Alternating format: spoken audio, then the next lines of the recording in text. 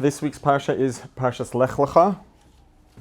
Lech L'chah, meaning,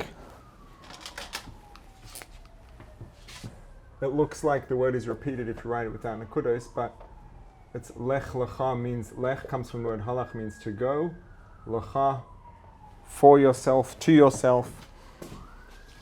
And this is really the beginning of, within the context of the written Torah of Torah Shebechsav, this is the beginning of the story of Avram Avinu. So last week we had Parshas Noach.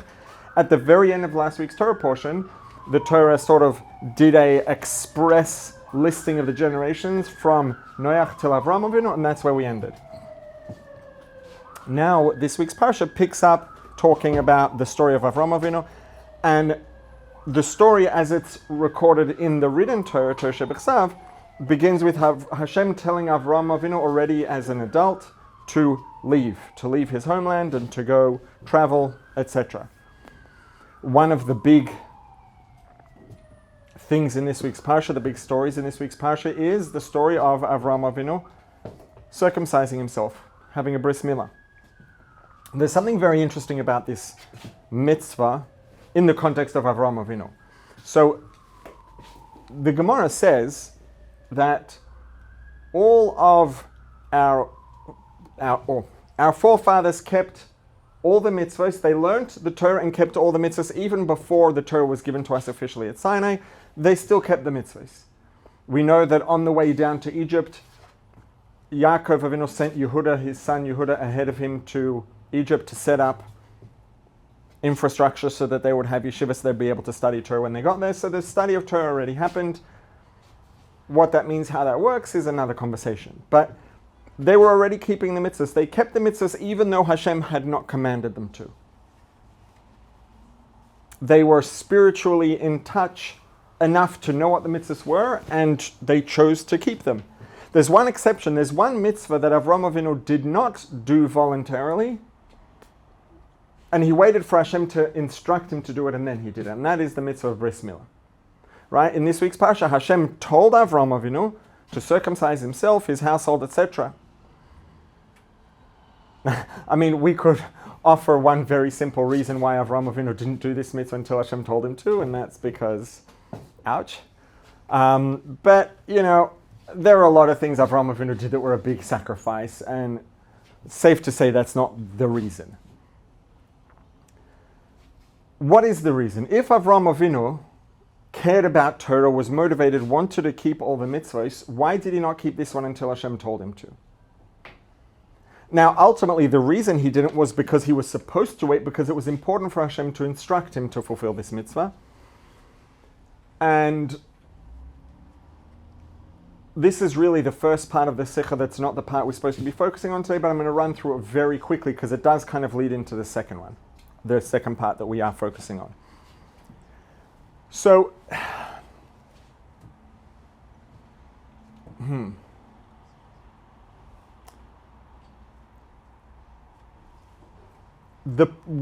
let's take a minute to think about what is the objective of keeping mitzvahs, right? Obviously, now I specifically said the objective of the mitzvahs, not what's the reason that we do them, because the primary reason we keep the mitzvahs is because Hashem instructed us to. The Creator says, do this. That's the primary reason we do it. But what's the objective of the mitzvahs? Why does Hashem want us to fulfill the mitzvahs? What happens? What's the benefit, the outcome that we produce when we fulfill mitzvahs? And broadly speaking, it is that when we do mitzvahs, through the actions, the movements of our body, the use of our mind, our words, our mouth, interacting with the world, we channel divinity into the world, and we allow the infinity of the Creator to be integrated into the physical matter of this world.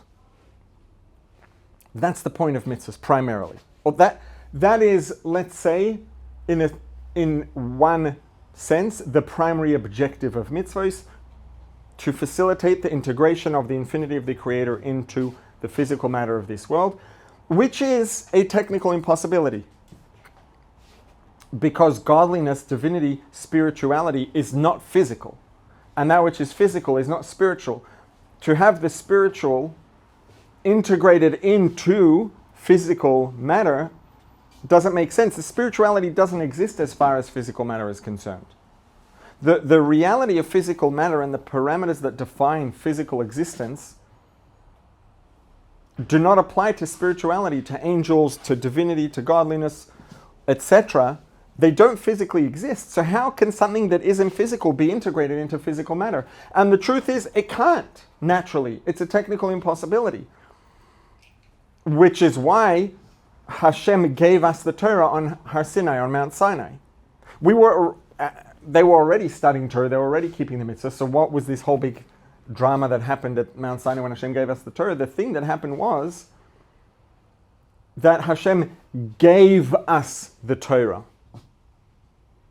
Up until that point, we had been keeping Torah voluntarily on our own merits, which means that whatever we did, we were doing with our own, on our merit, with the abilities that we had as people, and the outcomes that we were able to produce were proportionate to the abilities that we had. On Mount Sinai, Hashem gave us the Torah. Hashem instructed us. Hashem said, I am instructing you to do this thing. Now, from that point on, when we learn Torah, we're doing it on Hashem's merits. When we fulfill mitzvahs, we're doing it on Hashem's merits. He instructed us to. We're doing Hashem's instruction, which means we're doing it with the power of Hashem behind us. And Hashem is the creator of physical matter. Hashem is the creator of spirituality. Hashem is the creator of the parameters that define both. Hashem is the creator of the rules that don't allow them to interact with each other. And as the creator of all of the above, Hashem is able to choose for them to be able to be integrated, even if it's a technical impossibility according to the laws of their natures. So when Hashem instructed us to keep the Torah, now we're doing the mitzvahs on Hashem's merits, with Hashem's abilities and toolbox behind us. So now we can integrate divinity, spirituality, godliness into the physical matter of this world when we fulfill mitzvahs, because we are doing it on behalf of Hashem, or we are fulfilling the instructions that Hashem gave us. These are Hashem's actions that we're carrying out. It's not ours. We didn't initiate them. So once Hashem gave us the Torah, we became able to integrate divinity into the world, godliness into physical matter. And that's the point of this whole thing. And by this whole thing, I mean the existence of the universe, the creation of time and space, etc.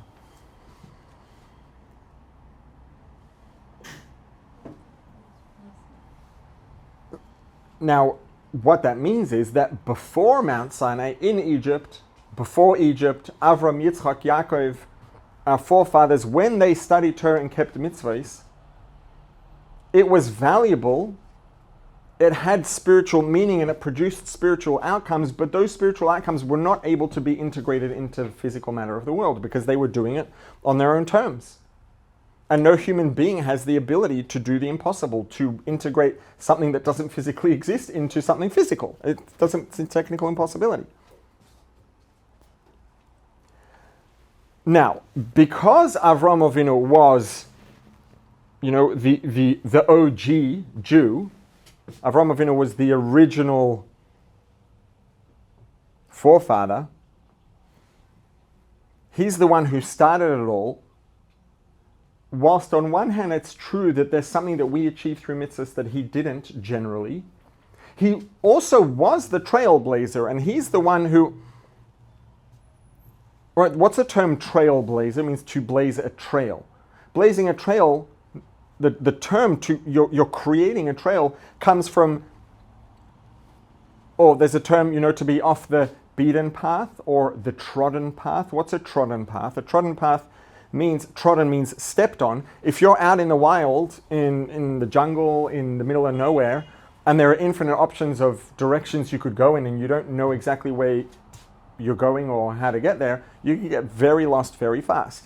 Now, if someone had come before who, let's say, knew how to read the stars and figure out exactly where to go and how to go, and as they went, they maybe had a machete and they were chopping some of the branches and things that were in the way, so they cleared a path exactly in the way that you want to be going.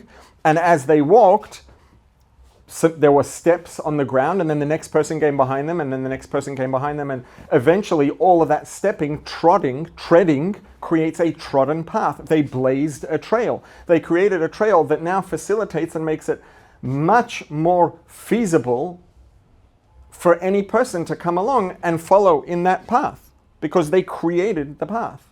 Avraham Avinu was the original trailblazer of bringing awareness of Hashem in the world, facilitating connection between people and Hashem. So whilst on one hand he was doing it of his own initiative and wasn't able to integrate divinity into the world, he was the original trailblazer.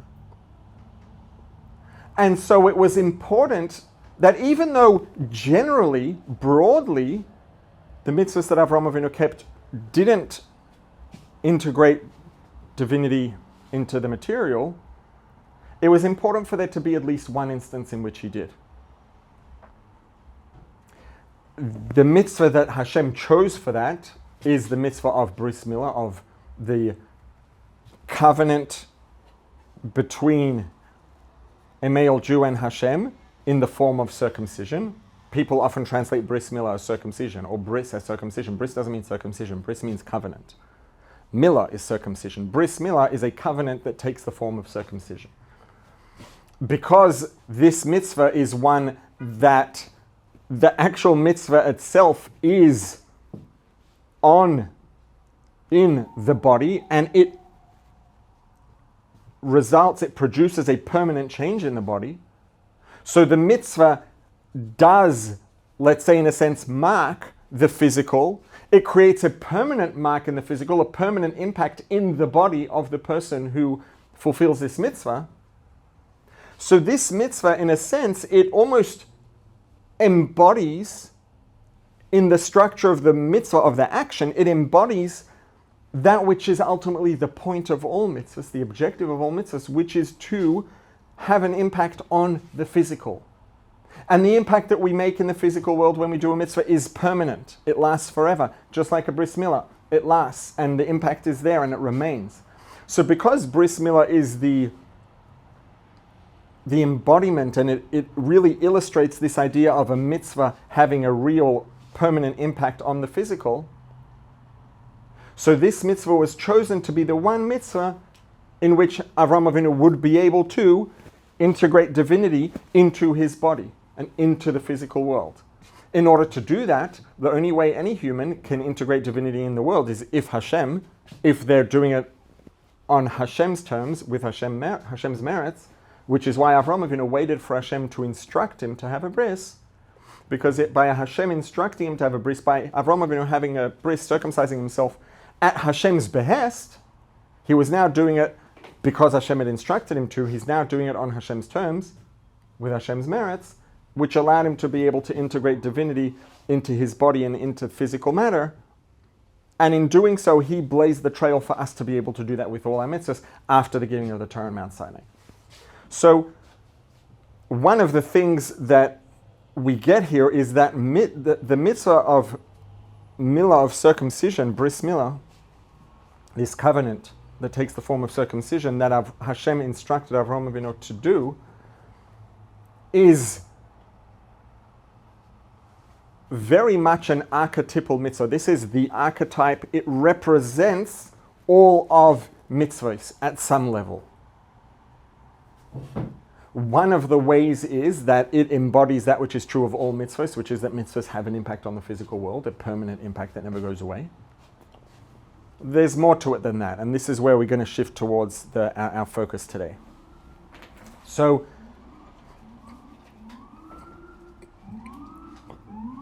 there are we're going to get a little technical for a minute. There are 3 technical requirements for someone to properly and completely fulfill the mitzvah of bris milah. And they are the act of circumcision. That means there has to be an act of circumcision. The person has to get circumcised. Number 2, Okay, how do we write this in English? Because it's basically going to be the same thing. In Hebrew, there's terms. You'd say mahul means circumcised, and einoi arel means not uncircumcised. I guess there we have it. The person has to have let's say a status of being circumcised. And number 3, a status of not uncircumcised.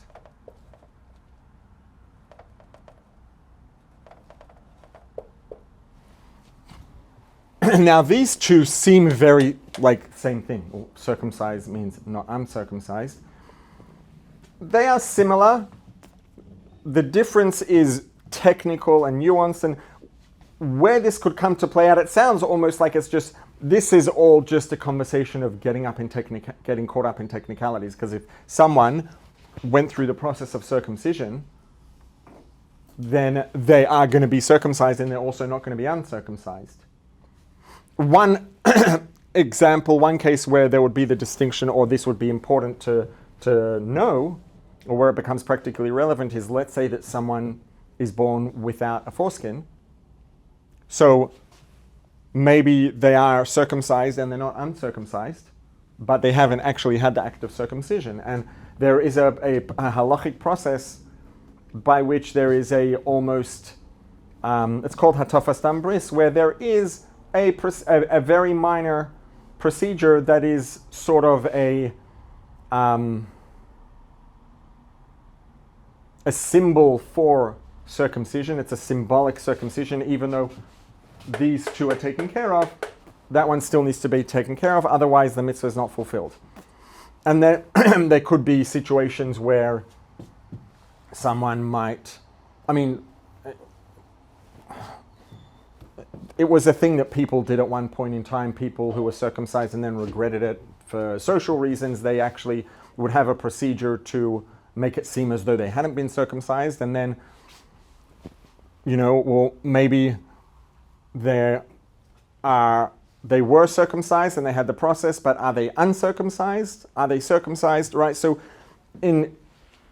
we could come up with a bunch of very specific sort of niche examples where each of these things we could differentiate and separate between each of these practically.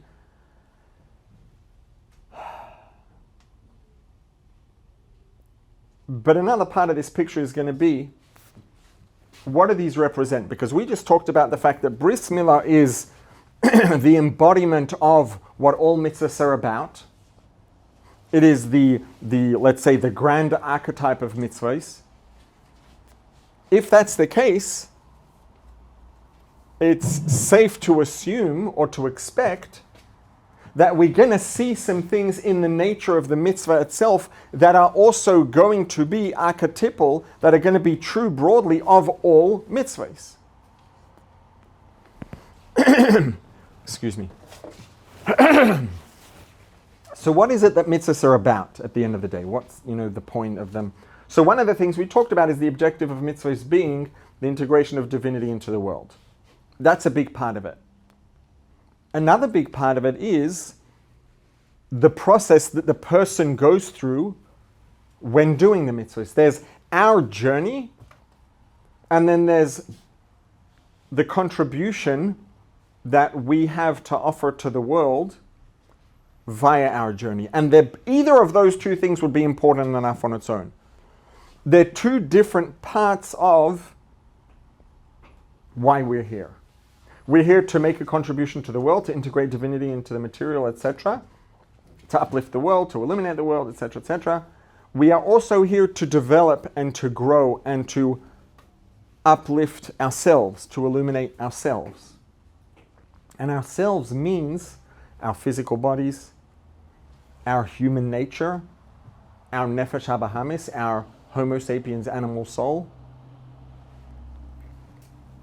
And every time we do a mitzvah, let's say when a person puts on tefillin, a person lights a Shabbos candle, a person gives money to charity, they're doing that action with their physical body, right? They're holding the coin in their fingers or the match in their fingers, so it involves the skin and the muscles of the hands. They're moving their arms, it involves the muscles of the arms and the upper body. It involves the nerves that carried the message from the brain to the arms. It involves all the different parts of the brain that initiated the message and processed the message and coordinated all the different movements and the different muscles that need to happen, right? There are lots and lots and lots of things that happen throughout the body in order to facilitate every simple little thing, everything that seems simple and little to us, which is why newborns can't do these things, because their bodies have to figure out how to coordinate and process and make all of those things happen. So there's a lot of our body that's involved. And there's also the human animal soul that's involved, because the human animal soul ultimately is the life force. It's the it's the life in the body. It's the person living in the body, in a sense, almost. And the body can't do anything if the human animal soul doesn't instruct, guide, lead the body to do it. Now, ultimately, everything that we do, everything that we think, everything that we say is a product of both our soul and our body. And when I say soul, I don't mean the neshama, the godly soul. I'm talking about the nefesh habahamis, right? Nefesh habahamis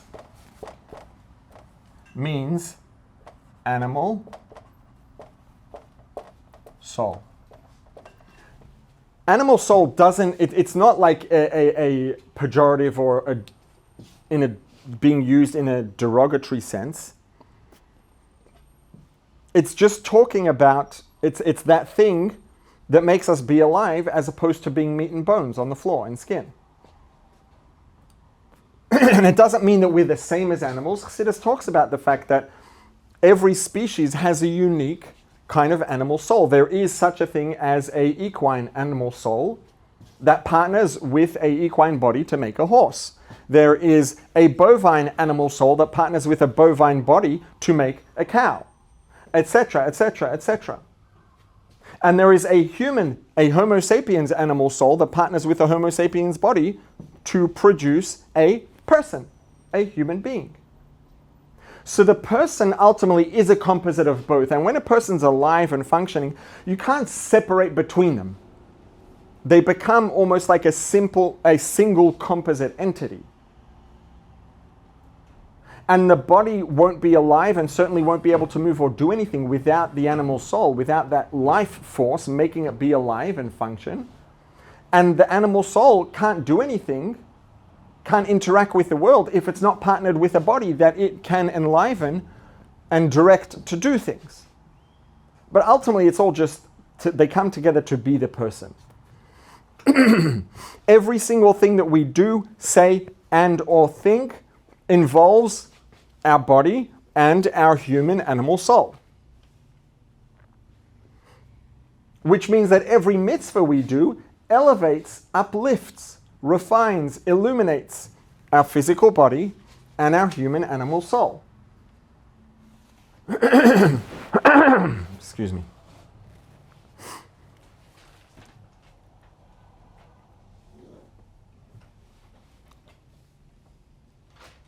There are two, let's say, parts to this, and really they're not actually separate, they become the same as you dig deeper, but there is, let's say, the development, the progress that happens in the body and the soul when we do the things we're supposed to do, when we do them the right way. It has an impact on the body and the soul, which is like these two things here, right? Circumcised means that which should be revealed and accessible and open is revealed and accessible and open, which is a, let's say, an archetypal metaphor for the fact that when we do mitzvahs, that expresses, that awakens and brings out the good within us. And we're not just talking about the neshama, the divine soul, we're talking about in our body and in our human animal soul. that brings out good, that expresses good, that develops the good. When we behave the way that we're supposed to, it also takes care of us not being uncircumcised. It helps reduce that which is in the way, which covers over the good. In general, mitzvahs can be, and often are, divided up into, we can talk about them as being mitzvahs saseh, mitzvahs lo saseh, which are, I would say, commandments and prohibitions. Literally, mitzvah saseh means commandments that are thou shalt do, and mitzvahs lo saseh means thou shalt not. Mitzvahs that you should not do, i.e., commandments and prohibitions, things that you're supposed to, you have to do, and things that you're not allowed to do. Generally, these two categories we can talk about them also as being sur meira. Sur meira means avoiding bad, i.e., don't do that which you should not do, and aseh tov means to proactively do good, which would be generally primarily associated with mitzvah saseh, doing good. So, not being uncircumcised means not having things concealing over who we really are and the way that we should ideally be and are supposed to be and deserve to be.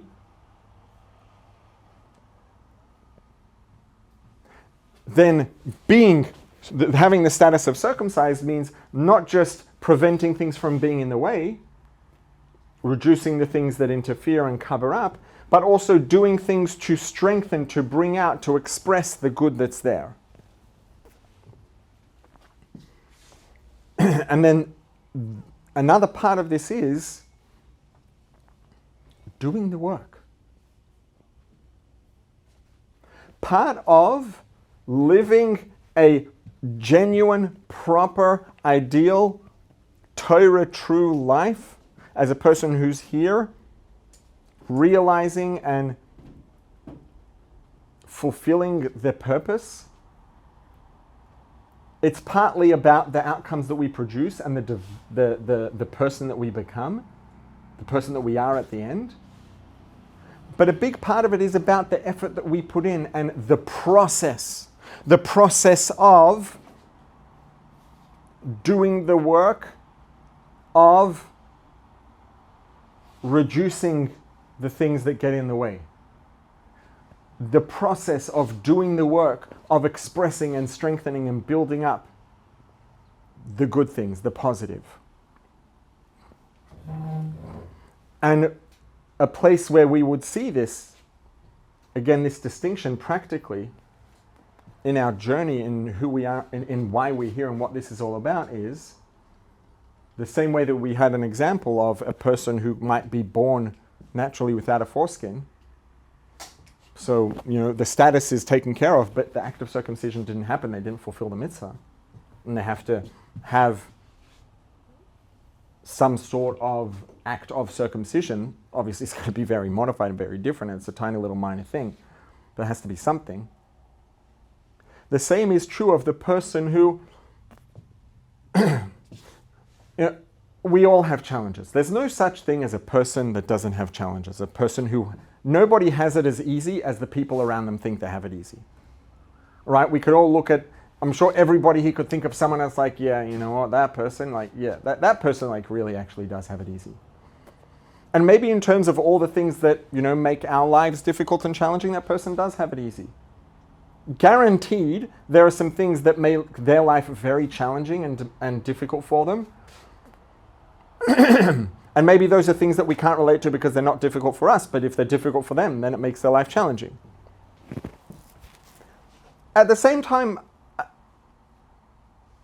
I would very strongly suggest that doesn't mean that everybody's life is equally challenging. It's definitely the case that some people have it harder than others.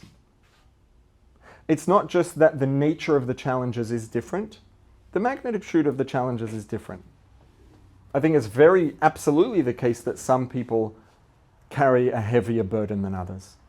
And maybe it's not, just to be clear, maybe it's not because much worse things are happening to them. Maybe it's because Hashem created this person with a natural tendency to notice negative, to perceive things negatively, to feel very afraid of things, whatever it is. And maybe in terms of the external circumstances, this person's life actually is objectively less difficult than most. But if at the end of the day their experience is difficult and or painful, etc., that's the thing that matters at the end of the day. So, sometimes some people who don't relate might understandably, considering their experience and perspective, might understandably write off these sorts of challenges and be like, just go figure out how to be more positive. Stop focusing on the negative. Just whatever. Get a grip on your feelings or whatever they might say. It might be objectively true in a technical sense that if the person would do those things, then yeah, maybe their life would be one of the smoothest and simplest around. But it doesn't mean that it's smooth or simple or easy for that person to do it, to do those things. These might be some of the hardest challenges around. And often people don't, most of the time, perhaps always, to some degree, at some level, people don't choose these sorts of things. Nobody would. So there are all different kinds of challenges. Not everybody's experiences is equally difficult, I would say. I'm very confident that that's the case. There are some people who maybe are born in a spiritual sense or in a personal development sense very much already circumcised and not uncircumcised. They're just pleasant, nice people. They just enjoy doing favors. They enjoy giving charity. They enjoy doing mitzvahs. They have no interest in anything they're not supposed to be doing. And they just look like this perfect, angel-like person. And maybe all of those things really do come naturally and easily to them. And definitely there's some challenges somewhere, but some people, when it comes to personal development, do have much less to work on than others. And relatively speaking, I'm sure every one of us has someone that we can look at or think of, or maybe not everyone, but someone you look at and you're like, oh my goodness, wow, like that person, they just love learning Torah, they just love doing mitzvahs, they have no interest in doing anything they're not supposed to. We're like, oh, what a life. It's like, in a sense, yes, but at the end of the day, because all three of these things are prerequisites and necessities to fulfill the mitzvah of circumcision, of bris milah, and being that the covenant of circumcision is the archetype of all mitzvahs, this is true of all mitzvahs in terms of the work and the development, etc. It doesn't matter if someone is born with all the statuses perfect. If there is no process, they didn't do the mitzvah. The person who loves learning Torah and doing mitzvahs and has no interest in doing anything wrong, anything that they're not supposed to do, has exactly the same identical equal responsibility to put in the work to develop. If, let's say, the objective was to win gold at the Olympics, and there was someone who was just born as such an extreme outlier that they can literally sit on the couch, watching Netflix and eating ice cream and potato chips 7 days a week, their whole life, and then when it's time for the Olympics, they could just get up and roll out of bed onto the track and win gold. Hypothetically. There's no such thing, but it's not a technical impossibility. It's a practical impossibility. But technically it could happen, potentially, conceptually. If that person's objective is to win gold at the Olympics, yeah, they could sit on the couch and eat ice cream and potato chips 7 days a week and win gold at the Olympics. If the objective is just the outcome that you produce outside of yourself, and you can produce that anyway, then you're good to go. Now, the euphoria that other people who are training for the Olympics feel when they push themselves and they run really hard, they work really hard, and they really push the limits of their physical capacity, and they get a runner's high.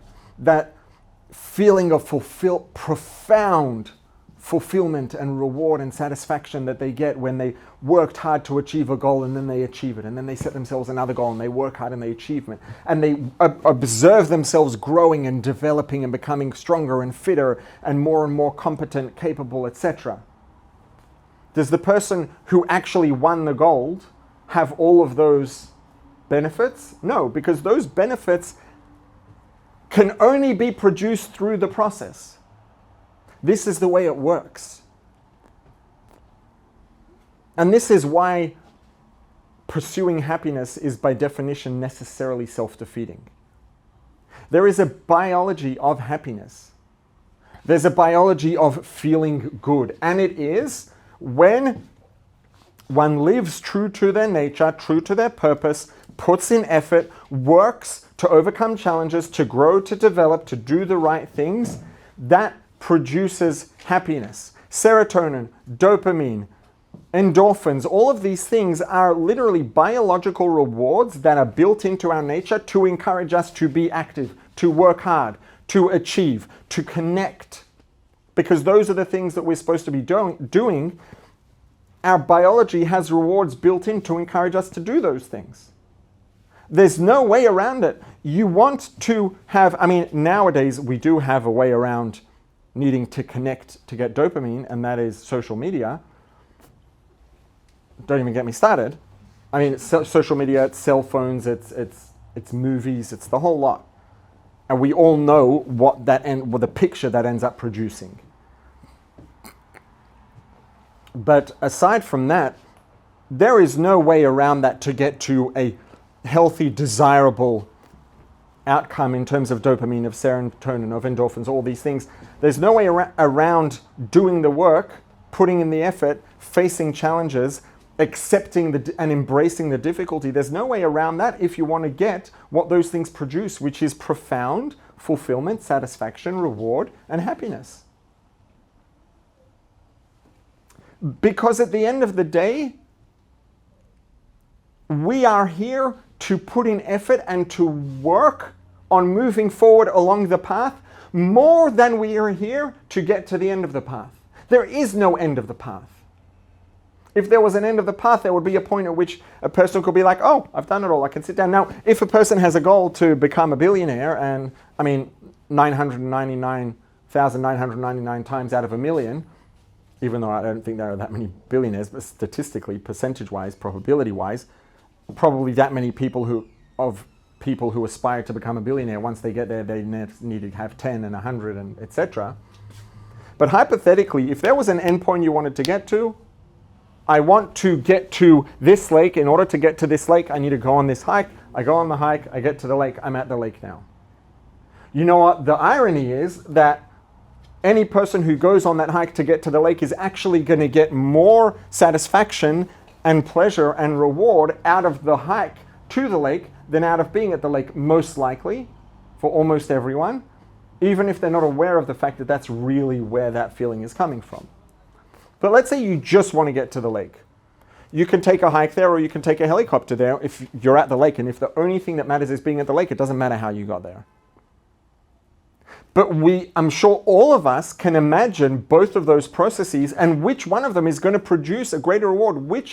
When you stand in front of the lake having been dropped there from a helicopter, or when you stand in front of the lake having just spent a week hiking to get there, in which one of these two examples are you going to be experiencing greater quality of life right now in this moment, if you went through the process of getting there?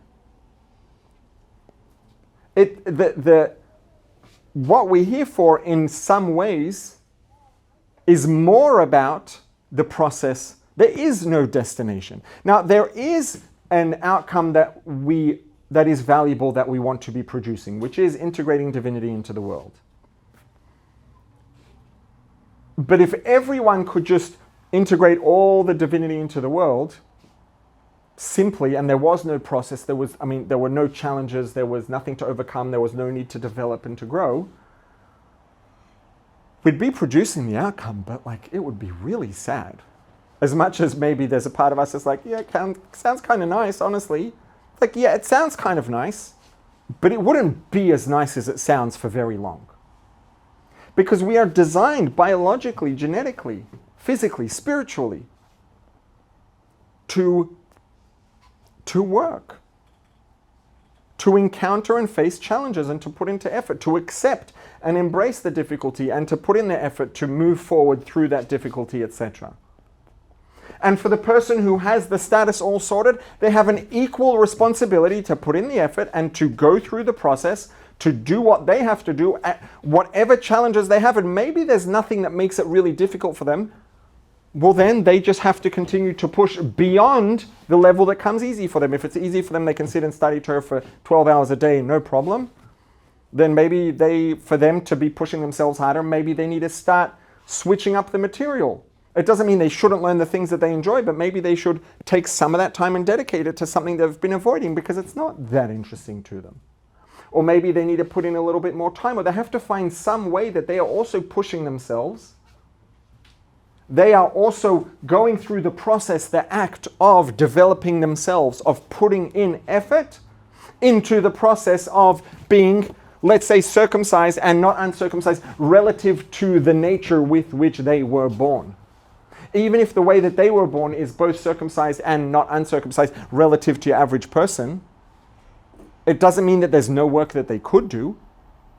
And the same way that that person who spiritually is very uncircumcised and very much not circumcised in a spiritual sense has to do the work, the act of circumcision, the work, the process, the journey of developing themselves, of becoming less, let's say, involved in negativity, less materialistic. Less materialistic, to be clear, briefly. I could talk about this for 7 hours straight, but less materialistic doesn't mean not attending to the needs of our body. And the needs of our body doesn't mean bread and water. It means the things that are necessary for the things that our bodies need in order for us to be in a state of wellness, not just surviving, not just not dead. And there's a lot of variation there. Different people have different needs. And it's important, and it's a big part of why we're here, to attend to those needs. But we can attend to those needs from a place of, this is part of why we're here and this is what we're supposed to do, or we can just be, right? I didn't say, the word I used was materialistic, not involved in the material. If we weren't supposed to be involved in the material, we wouldn't have been created in the way that we are. But we could be very deeply involved in the material, but not coming from a materialistic place. So this idea of being circumcised, of not being uncircumcised, is not being materialistic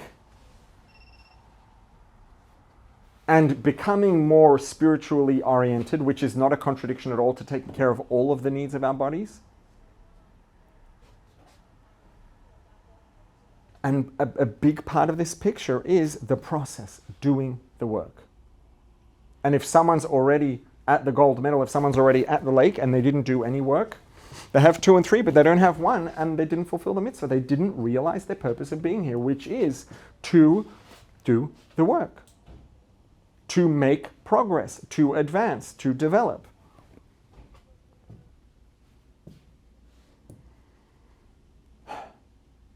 Have a good week. Mm-hmm. Thank you. You had a question? Yeah, what happened in Geula? We need to work hard, like now, or it will be different? No, it's going to be very different. Okay. And it actually says that in Geula, we're going to look back and remember with some degree of envy the good old days when we could change and grow and develop. And that opportunity is lost. Hayomim. I say that? Yeah. Okay. Now that opens up a very big conversation, which is, hang on a second, so why are we looking forward to that if we're going to get there and look back? And, reality is complex. And there are, all of the reality of life ultimately involves balancing things that seem to be opposite. And they're not mutually exclusive. Maybe they're opposite in direction, but there is a complex situation in which they are balanced and partnered together, and we have both at the same time. Both can be true at the same time. And this is true in all of life.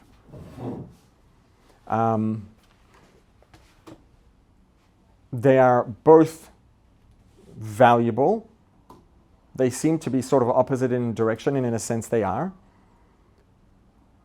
At the end of the day, beauty is in complexity. There could be a beauty in simplicity, but there can be a lot of beauty in complexity. And this will be an example of that, in short.